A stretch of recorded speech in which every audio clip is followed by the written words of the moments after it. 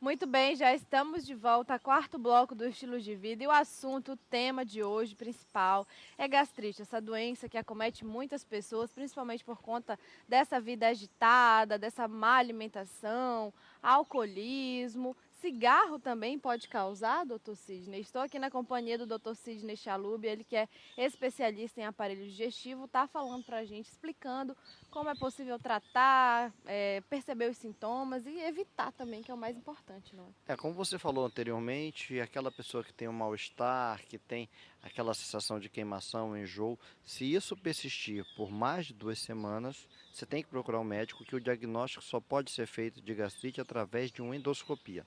Não tem como você fazer o diagnóstico clínico, porque às vezes a doença do refluxo, uma úlcera e até o sintoma de um câncer numa fase inicial, ele é muito semelhante.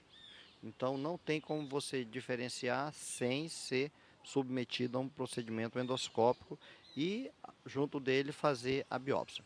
Em relação ao cigarro, nós temos de importante no cigarro é o seguinte: o cigarro ele diminui o fator de proteção do estômago. Nós temos dentro do estômago um fator de agressão que é o ácido, que ele precisa para digerir os alimentos, e nós temos alguns fatores de proteção que são as camada de mucosa e a circulação, a irrigação que está sempre renovando as células. O que esse cigarro faz? Ele diminui essa circulação. E aí a pessoa que é tabagista e que tem gastrite, nós temos que fazer um tratamento com a droga com o dobro da dose, porque ele tem uma diminuição do fator protetor. Então, e isso é importante, porque a pessoa que bebe, ela não bebe, mesmo que ela seja inveterada, ela não bebe o dia todo. Mas o fumante inveterado, ele fuma o dia todo. Ele só para de fumar quando está dormindo. Então, o fator de proteção, ele é perdido durante o dia todo. E isso é uma das coisas que às vezes faz com que nós tenhamos um tratamento mais lento ou tenhamos mais recidiva dessa gastrite. Algumas pessoas dizem que estão com gastrite nervosa. Como é que pode ser classificado esse tipo de gastrite? Já que não sei se ela é a mais comum, mas várias pessoas falam desse tipo de gastrite. Isso é importante porque assim, quando você está mais estressado, quando você está mais nervoso, você produz uma ação maior desse ácido clorídrico do estômago. E em algumas determinadas situações, isso piora e seja o fator causal. Por isso que nós temos que fazer a endoscopia, a biópsia e descartar a bactéria. Quando a maioria das pessoas que tem essa personalidade, nós temos essa gastrite desencadeado pelo estresse, que alguns autores chamam de gastrite nervosa. E aí o tratamento, ele é um tripé, formado por medicação específica para diminuir a acidez, medicação às vezes antidepressiva, porque essas pessoas têm essa personalidade de ser muito agitada, e acompanhamento com um psicólogo, um psiquiatra, alguém específico da área na qual você aprenda a controlar. Eu sempre digo que a pessoa que tem essa gastrite nervosa é uma pessoa que quer dominar o mundo. E ela se preocupa com tudo ao redor, esquecendo de si. Então, como foi falado anteriormente, tem que interferir diretamente na personalidade da pessoa. Ela tem que querer mudar. E é possível de fazer isto. Tem alguma idade que a pessoa seja mais, grupos de pessoas sejam mais propensas a desenvolver a gastrite? A Que gastrite idade ela, seria essa? ela se desenvolve mais com as pessoas acima dos 25 anos, 30 anos, que ela entra naquela fase mais produtiva, na fase de maior responsabilidade, na fase de maior estresse e na fase em que ela passa a assumir uma série de funções, deixando a sua dieta e a sua alimentação adequada em detrimento disso para o trabalho. Mas a gastrite ela pode dar desde criança, e isso é um dos sintomas que a gente vê em algumas crianças que são muito agitadas e as mães nos procuram no consultório, que ela tem um quadro típico de gastrite, até uma pessoa muito idosa. Então, como assim? Ela tem um leque muito grande, mas geralmente são pessoas, adultos jovens, em fase produtiva, que é o grande pico da incidência da doença. Bom, a gente sempre fala de como a pessoa pode desenvolver, quais são os fatores de risco e tal, mas a pessoa que já possui a gastrite, quais são os alimentos e bebidas proibidos para esse tipo de pessoa? Muito boa pergunta, porque assim, proibido nada, desde que seja numa quantidade certa.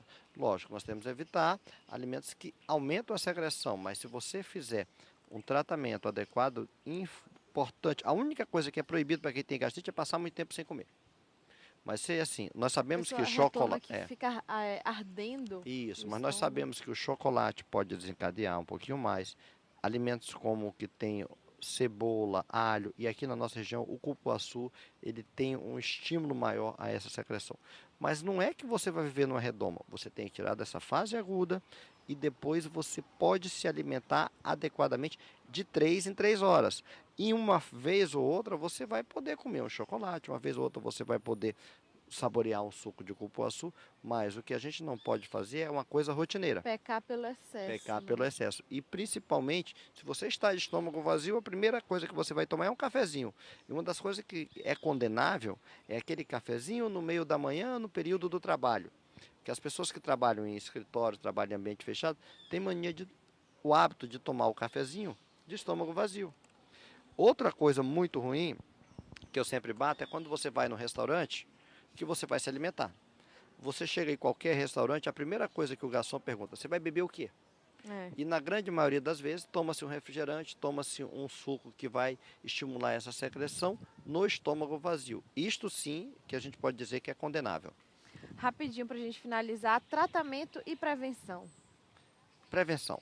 A prevenção passa pela mudança do hábito de vida em relação a ter um estilo de vida adequado, com alimentação de 3 em 3 horas, não fazendo abuso de álcool, não fazendo abuso de refrigerante, tendo uma alimentação regrada e uma vida menos estressante.